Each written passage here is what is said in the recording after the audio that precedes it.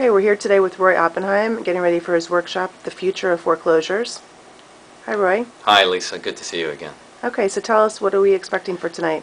Well, one of the first things we'll be talking about is the fact that the Florida Supreme Court is going to be issuing a report on what the proper conduct should be for judges as they are reviewing foreclosure complaints, particularly where people are not represented by counsel. And up until now, the judges have been overworked and a little bit confused in terms of what they're supposed to be looking for and doing to making sure that they're not somehow infringing on the constitutional rights of Florida residents and homeowners. What does this mean to homeowners?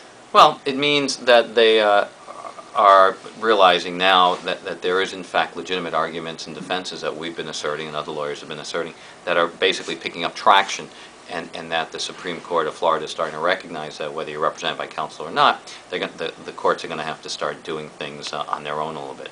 Obviously, if you're represented by counsel, these issues will come to the fore much quicker and will be presented better. But at least we're seeing that there's folks out there that are starting to listen to what we're doing and saying. Okay, great. Anything more you want to add about tonight's workshop? Well, we're also going to start talking about deficiency judgments, and that's something that's coming up more and more. What happens is after a foreclosure, sometimes the banks will decide to come after you for the part of the value of the property that they didn't receive when they took the property back because the property decreased in value. Or sometimes even in a short sale, banks used to walk away from the quote-unquote deficiency by writing off the difference between what you sold the property for and what was still owed to the bank, which would be called a deficiency.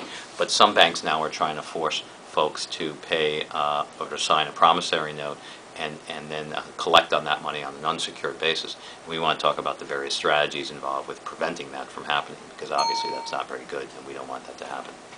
Okay, good. Well, we'll catch up with more details with you later. Perfect. Thank you. Thanks. Bye.